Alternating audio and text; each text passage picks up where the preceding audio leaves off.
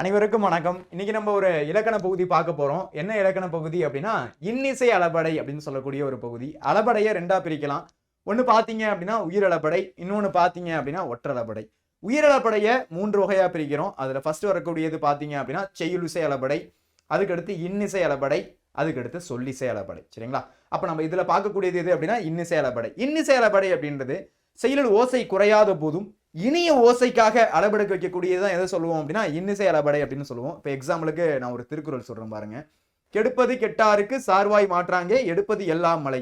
இது நார்மலா இருக்கு. ஆனா திருவள்ளுவர் பாக்குறாரு இது இன்னும் கொஞ்சம் இனிய ஓசை ஏத்தலாமே அப்படின்றதுக்காக கெடுப்பதும் கெட்டாருக்கு சார்வாய் மாற்றாங்க, எடுப்பதும் எல்லாம் மலை அப்படின்னு என்ன பண்றாரு அப்படின்னா இனிய ஓசை ஏத்துறாரு. அப்ப இந்த மாதிரி வரக்கூடியதான் என்ன சொல்றோம் அப்படின்னா இன்னிசை அளபடை அப்படின்னு சொல்றோம். அப்ப இந்த 4 ஆப்ஷன்ல எது இன்னிசை அளபடை அப்படின்னா கெடுப்பதும் அப்படின்றதான் இன்னிசை அளபடை. சரிங்களா?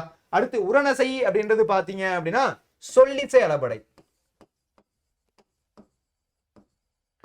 அதுக்கடுத்து ஆ அழிய அப்படின்றதுக்கு இருக்கிறது பாத்தீங்க அப்படின்னா செய்யுளிசை அளபடை அப்படின்னு சொல்லுவாங்க. இதுக்கு இன்னொரு பேர் இருக்கு, இசை நிறை அளபடை அப்படின்னு சொல்லுவாங்க. செய்யுளிசை அளபடைக்கு இன்னொரு பேர் இருக்கு. அதுக்கடுத்து நான் முன்னாடியே சொல்லியிருந்தேன் ஒற்றளபடைன்னு ஒண்ணு இருக்கு அப்படின்னு சொல்லியிருந்தேன். அப்ப அந்த எங்கெங்கிறைவன், அதுக்கடுத்து அக்கண்ணா, இந்த மாதிரிலாம் வந்துச்சு அப்படின்னா அது ஒற்றளபடை அப்படின்னு சொல்லுவாங்க.